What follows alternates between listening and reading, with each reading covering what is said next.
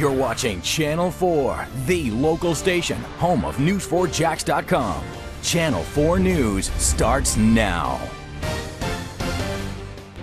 The kidnapping and murder of this little girl leaves her family and the entire community grief-stricken. This is the most horrible thing I've ever, it's a worst nightmare. It's a worst nightmare. Now, an exclusive interview with the sheriff on the killing of 8-year-old Cherish Perrywinkle and the arrest of this known sex offender. When they put out that first year's broadcast, we already expected foul play. Why that Signal 30, the abduction information, was not included in that year's broadcast, that's what I'm looking into. Good evening, everyone. The sheriff tells Channel 4 a breakdown in communication is his #1 concern over how this investigation was handled by police. Since 5 o'clock, he's outlining changes he plans to make to better alert the public about this kind of crime. And for the first time, we're hearing from 2 of the people who were closest to the 8-year-old who police say walked out of a Walmart with a registered sex offender last Friday night. We're covering the crime from several angles, from the criminal history of Donald Smith to the parents' custody battle over the little girl. But we begin with Channel 4's Haley Winslow, who joins us live from the Northside Church where police discovered the child's body. Haley? Mary, hundreds of people have been coming by here all day to show their support for Cherish, especially little kids. Cherish's age. We talked to her mother. I spent most of the morning with her, and she said she didn't want to go on camera yet because she's too upset, but she wants the community to know what a big imagination and heart her daughter has. We talked to Cherish's mom's boyfriend in an interview today. She's a wonderful girl, absolutely wonderful girl. Aaron Pearson says he's helped raise Cherish Perrywinkle since she was 10 months old. She was so smart. She was so beautiful. She was always so happy. She was a great little artist. She loved to draw. She loved to read. Cherish's mother was shopping with her 3 little girls Friday night when she says a man inside Dollar General offered to buy them clothes. This man, you said his wife was coming with his children with a gift certificate that he just wanted her to have, and somehow managed to, talk her into giving a ride to Walmart. They went to Walmart and made their way through the aisles. Rain was busy looking at the clothes, and, he talked her into going to McDonald's. Cherish, and by the time Rain realized what had happened, they were gone. Cherish followed the man to the McDonald's inside the Walmart, and that's the last time her mom saw her. Rain's the type of person, she won't even get in a car with me with somebody from work or somebody she doesn't know. I know there's a lot of people saying things about Rain, and I just really want people to know Rain is such a wonderful mother, and I really want people to know that. Her mom says she told Cherish just last week, never leave a store with a stranger. This is the most horrible thing I've ever, it's a worst nightmare. It's a worst nightmare. It's a worst nightmare. Cherish's mom says this man was trolling. She believes that he was after a child to abduct and kill, and if it hadn't been his daughter, her daughter, it would have been someone else's child. Reporting live on the north side, Haley Winslow, Channel 4, the local station. Haley, so often sexual predators, as you know, are masters at luring in unsuspecting victims. Do we have any idea what made Cherish's mother trust this man? Well, Mary, I asked her that, and she didn't want to go into too many details because she doesn't want to jeopardize the investigation, but she did tell me she was skeptical. She said when she first saw him, she actually thought he was going to rob her, but this was a process that he took step by step, and eventually she let her guard down. So sad. Haley Winslow reporting to us live. Thank you, Haley. There is still a lot we don't know about this crime, but one of the questions being asked is why it took as long as it did for the sheriff's office to inform the public about the search for this child. According to a timeline that police have given us, from the moment officers arrived at the scene, 5 hours and 24 minutes went by before police notified the news media that a child possibly had been abducted by a known sex offender. Channel 4's Vic Michelucci sat down with Sheriff Rutherford a little while ago for an exclusive interview. He's joining us live from downtown with what the sheriff is saying about how the investigation was handled. Vic? Tom, Sheriff John Rutherford says it simply took too long for the word of this abduction to get out. He says his officers out in the field and at the scene did everything they could. They called K-9 officers, they called helicopters, they did everything they could to find this little girl and the man police believe took her. But they did make one mistake, and that's the communications officers did not let the media know until nearly 5.5 hours later and he says that's a big problem. Hopefully I can find out where the ball was dropped on not calling you guys more quickly. Jacksonville Sheriff John Rutherford says he's going to do a thorough investigation to see why it took so long for police to let the media know Cherish Perrywinkle was abducted and believed to be with a convicted sex offender. Police first arrived at the Walmart on Lem Turner on the north side around 11:18 Friday night. Dispatchers let local newspapers, TV, and radio stations know that homicide detectives were responding to the scene about an hour later. But they gave no mention of the missing 8-year-old girl. In fact, it took nearly 5.5 hours for police to let us know there had been a kidnapping. 5.5 hours, many say, is way too long. The sheriff says the public should have known right away. So at that time, when homicide was called out, JSO knew and did suspect foul play. Yes, yes. And when they put out that first year's broadcast, we already expected foul play. Why that signal 30, the abduction information, was not included in that year's broadcast, that's what I'm looking into. But then, as they continued the investigation, the initial response was excellent. The officers did everything they could have and should have done, other than, I think, they didn't call a PIO to the scene, and they didn't make proper staff notification. That doesn't appear. We're still looking into all this. The Florida Department of Law Enforcement issued an Amber Alert at 5:28 a.m., 6 hours after Cherish disappeared. That's the highest alert in the state when someone goes missing. It came about 30 minutes after police finally briefed us on what was going on. I'm not as concerned about the Amber Alert time as I am the media time, because the media time was at the initial point of the investigation. That could have been helpful. Could have been, possibly. Who knows? You know. The sheriff says his officers in the field did as good a job as they could have, quickly descending on the area with canine units and helicopters. They also identified the suspect, convicted sex offender Donald Smith, in record time, according to Jacksonville's top cop. But the communication breakdown between police and the media, in essence the public, is concerning, and something he's going to get to the bottom of. Did somebody break down and not do what they were supposed to do? And the sheriff tells me he himself did not actually find out about what happened until about 6 or 7 o'clock on Saturday morning. Again, he thinks that is too late, and that is another question he says he's going to be asking the officers who worked this very tragic case. Live at police headquarters downtown, I'm Vic Michelucci, Channel 4, the local station. Vic, while the sheriff is asking questions, did he say whether he has any immediate plans to try to improve communication with the public?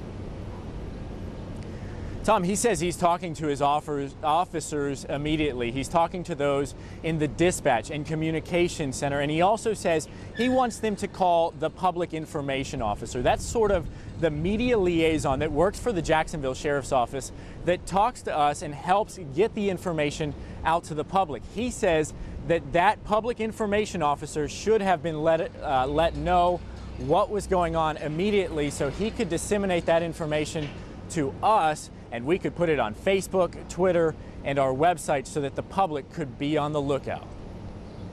Vic Michelucci reporting to us live from downtown. Thank you, Vic. According to the Florida Department of Law Enforcement, there are 1,993 sex offenders and predators listed in Duval County. Donald Smith is one of them. The 56-year-old is currently being held without bond. This isn't the first time Smith has been behind bars. In fact, he was just released from jail 24 days ago. Channel 4's Ashley Harding took a closer look at Smith's criminal past and joins us live from outside his home in San Jose. Ashley? And what a disturbing history it is. Smith has a 1977 arrest for lewd and lascivious act in the presence of a minor. Now, he served time for a year for that and was labeled a sex offender. But that was just the beginning. If you just take a look at Donald Smith's 19-page criminal history report, It's obvious the man accused of murdering 8-year-old Cherish Perrywinkle has a very disturbing past. And anybody in law enforcement looks at this rap and we know he's trouble. He's somebody we want to put away. Richard Alexander is a former prosecutor and was surprised by the long list and how it compares to the amount of time Smith has spent behind bars. In 1992, Smith was convicted of attempted kidnapping for trying to lure 2 teenage girls into his van. For that case, he spent 5.5 years behind bars. Smith was arrested again in 2009 for posing as a DCF worker in order to make an obscene phone call to a young child. In that case, he pleaded guilty to misdemeanor charges and served just 14 months behind bars. Alexander says things like this happen a lot. And we have so many crimes going on, the system would literally break down if you took every case to trial. There's just no way. There's no way in God's green earth we could try everybody that got charged with a crime. We have to take pleas. If you've ever wondered how many sexual offenders and sexual predators live in your area, there's a way you can find out. We went on the FDLE website and we plugged in our station address, and you can see this is a 5-mile radius. Offenders and predators live in our area. The purple balloons are for offenders and the pink ones are for predators. Our crime and safety expert Ken Jefferson says it's a parent's duty to know where these offenders and predators are living. If it's near a school, parents need to have a plan in place. Have the resource officer be outside and visible if you have walkers coming up to the school, if you have kids riding bicycles to school, if you have parents dropping them off. Have that officer readily available to monitor the traffic, the pedestrian traffic of these children coming and going to school. And another thing, that attorney I spoke with says there just simply isn't enough jail space to house all these offenders, and once they finish their sentence, they are released. Now, if you're worried that a sex offender or predator may live near you, you can check with FDLE, and for more information on that, you can find that on our website, news4jax.com. We're live. I'm Ashley Harding, Channel 4, the local station. We have more on the murder of Cherish Perrywinkle. Coming up next, a closer look at a 6-year-long custody battle between her parents.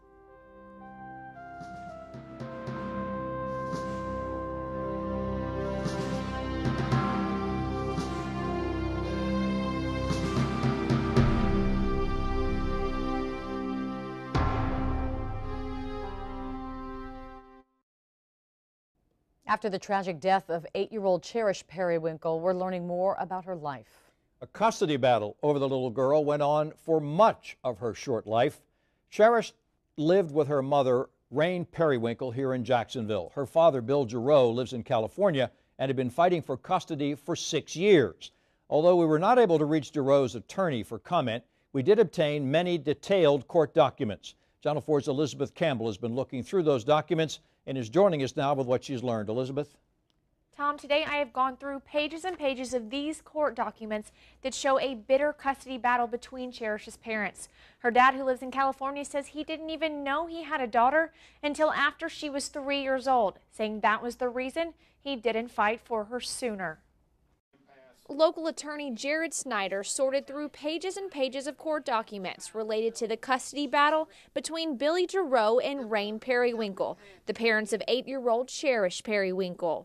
Snyder, who's not involved in the case, says the most important thing for him in the 6-year court fight that started in 2007 is the order in 2009 to have a child custody evaluation done. Most of the times the court gives it a lot of consideration. This streamlines the issues, streamlines the witnesses, so that in a situation where parents are at odds over the time-sharing arrangement, it gives the court something to rely on. Snyder says an evaluation typically takes 4 or 5 months. At the end of the evaluation, the recommendation of the evaluator was shared parental responsibility, with the majority of timeshare to be with the father in California, and the father to pay for the cost of transportation for Cherish to visit her mother in Florida in the summer and at Christmas. The evaluator added in the report Here, neither parent was perfect. However, as between the two, I believe Mr. Giroux can offer the child some semblance of normalcy and an environment where at least there is the potential for her to thrive. I fear for the child's future living with Miss Perrywinkle. Snyder says the fact that the recommendation of the evaluator was not followed is rare and was quite surprising to him. We reached out to Mr. Giroux's attorney, Gerald Wilkerson, and he didn't provide us any details on the case, but did give us a statement from his client. It says in part that Mr. Giroux is grieving for the loss of his daughter and is heartbroken that the long custody battle he has been involved in has ended in tragedy. Over the past years, he has fought diligently to gain custody of Cherish because he feared for her safety in the mother's custody. Ironically, Cherish was scheduled to fly to California this past weekend to spend time with her father. Mr. Giroux's attorney says he was heartbroken when he woke up expecting to head to the airport to pick her up, but instead heard about her disappearance and death. Elizabeth Campbell, Channel 4, the local station.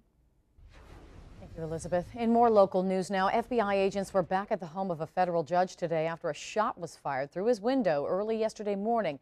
It happened at the home of Judge Timothy Corrigan along Hidden Lake Drive. That's on the south side. According to a police report, 2 people were in his family room when they heard a loud bang in the back of the house. They told police they found a bullet hole in the window and glass scattered on the floor. Fortunately, no one was hurt. Federal agents are canvassing the area and looking for witnesses. If you know anything that could help investigators, you're asked to call the FBI at 904-248-7000. Tracking weather with an hour-by-hour forecast, Channel 4 is the weather authority. All right, when it comes to June, tropics tend to be pretty quiet, and that's exactly what they are right now, but we'll continue to follow the trail, what's happening out there in the tropics. So again, Tom and Mary, got plans to do this weekend. You might want to get them done early or plan to be indoors later. Good advice. Thanks, John. LeBron James has changed his mind about winning NBA championships. What he's saying now as the Heat and their fans celebrate a second straight title. Next. Last year, there were 400,000 people at the Heat celebration parade in Miami when they won their first championship with LeBron James. Today, similar numbers there, but as you might imagine, in South Florida here in late June, they spent some time outside where people line the streets, and then a select few, these guys were carrying water guns, ended up inside where most of the big celebration was going on. LeBron James, not only NBA champion, but also the MVP of the finals, says that this is a different kind of win. In fact, he admits it was harder. This one right here was definitely, tougher. I don't know if it was the, trying to repeat. So it was almost like we were looking at each other like, okay, how can we conquer this team? I think San Antonio, they showed us why. They're 4-time champions. Meanwhile, at Wimbledon today, Rafael Nadal was ousted in the first round by the 135th ranked player in the world, who actually moved up to 125. Steve Darcy's beats Nadal. First set point, the 4-set winner, and wins 7-4 in the tiebreaker. Second set, Nadal down 9-8 in the tiebreaker, and his return is long. And he's up 2 sets to love. And then Darcy's with some brilliant tennis, runs down the cross-court volley from Nadal, and for the winner, up 30-15 and 5-4. And now to match point. This never happens. Darcy's with an ace. Nadal has been knocked out in the first time ever in a Grand Slam event in the first round. He lost in the second round of Wimbledon last year. You might remember, took 7 months off, dealt with that left knee injury, and then went on to win the French Open for the 8th time. The number 3 seed, Roger Federer, no problems today.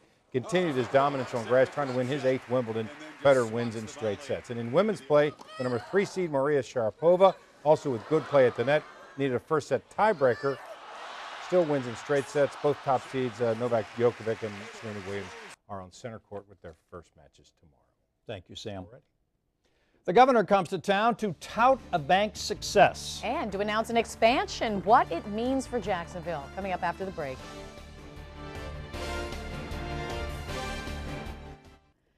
Governor Scott comes to town to publicize an improving Florida economy and an economic boost for Jacksonville. Deutsche Bank on the south side is expanding its investment banking division. This will mean 300 additional jobs in the state and more than $10 million in capital here in Jacksonville over the next 3 years. The governor praised the bank. Deutsche Bank coming in here and saying, we can do what somebody was doing in another state in the United States. We can do it better. We can serve our customers better. We can do it less expensively. We can provide great service. And we're doing this all across the state.